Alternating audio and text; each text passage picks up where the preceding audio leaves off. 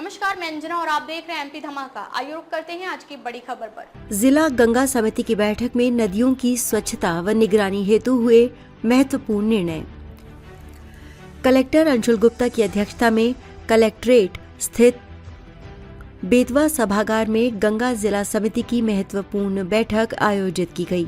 बैठक में वन मंडलाधिकारी, जिला पंचायत सीईओ सहित समिति के सदस्यगण, विभिन्न विभागों के अधिकारी एवं समाज सेवी संस्थाओं के प्रतिनिधि उपस्थित रहे।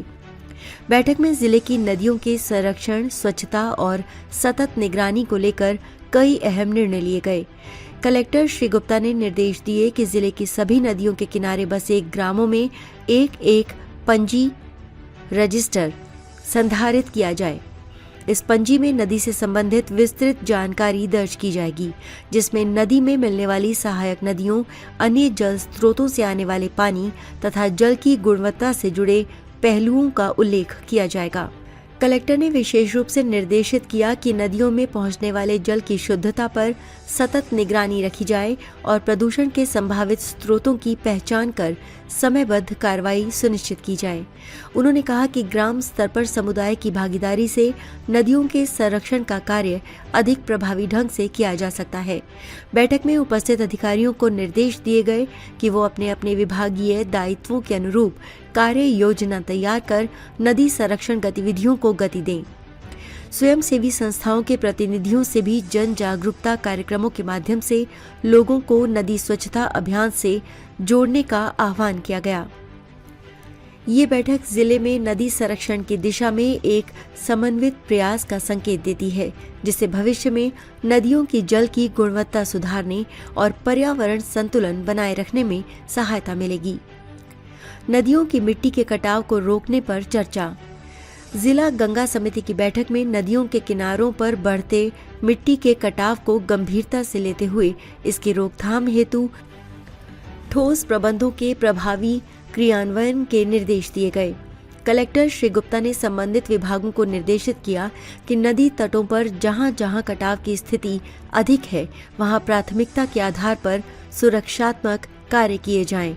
इसके अंतर्गत तट सुदृढ़ीकरण, पौधारोपण, घास पट्टी विकास, बोल्डर पिचिंग तथा जैविक अवरोध यानी बायो फेसिंग जैसे उपाय अपनाए जाएंगे।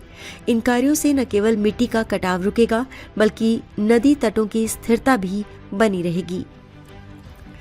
उन्होंने कहा कि वर्षा ऋतु से पूर्व संवेदनशील स्थानों की पहचान कर कार्य योजना तैयार की जाए, ताकि समय रहते सुरक्षा कार्य पूरे हो सकें। ग्राम पंचायतों को भी इस अभियान से जोड़ा जाएगा और मनरेगा जैसी योजनाओं के माध्यम से श्रम प्रधान कार्यों को बढ़ावा दिया जाएगा। वन विभाग को नदी किनारों पर स्थानीय प्रजातियों के पौधारोपण का दायित्व सौंपा गया है, जिससे हरित आवरण बढ़े और भूमि का क्षरण कम हो। वहीं ग्रामीण क्षेत्रों में जन जागरूकता के माध्यम से लोगों को नदी किनारे अतिक्रमण एवं अवैज्ञानिक खुदाई से बचने के लिए प्रेरित किया जाएगा। सभी से अपेक्षा व्यक्त की गई है कि इन उपायों के प्रभावी क्रियान्वयन से न केवल पर्यावरण संरक्षण को बल मिलेगा, बल्कि कृषि भूमि की सुरक्षा और जल स्रोतों के संरक्षण में भी सकारात्मक परिणाम सामने आएंगे। बैठक में कलेक्टर श्री गुप्ता ने पर्यावरण संरक्षण को लेकर अपनी स्पष्ट और संवेदनशील अपेक्षाएं व्यक्त की। उन्होंने कहा कि स्वच्छ पानी, बेहतर जमीन और सुरक्षित पर्यावरण आने वाली पीढ़ी को विरासत में देना हम सबका नैतिक दायित्व है। अब तक के लिए बस इतना ही। फिर मिलते हैं एक ऐसी ही बड़ी खबर के साथ। तब तक के लिए नमस्कार और देखते रहिए एमपी धमाका। अगर आपको ये वीडियो पसंद आई हो तो इसे लाइक करें व शेयर करें। ऐसी लेटेस्ट अपडेट पाने के लिए बेल आइकन को प्रेस करना ना भूलें। अगर आप हमें फेसबुक या फिर इंस्टा के माध्यम से देख रहे हैं तो हमारे पेज को फॉलो जरूर करें। धन्यवाद।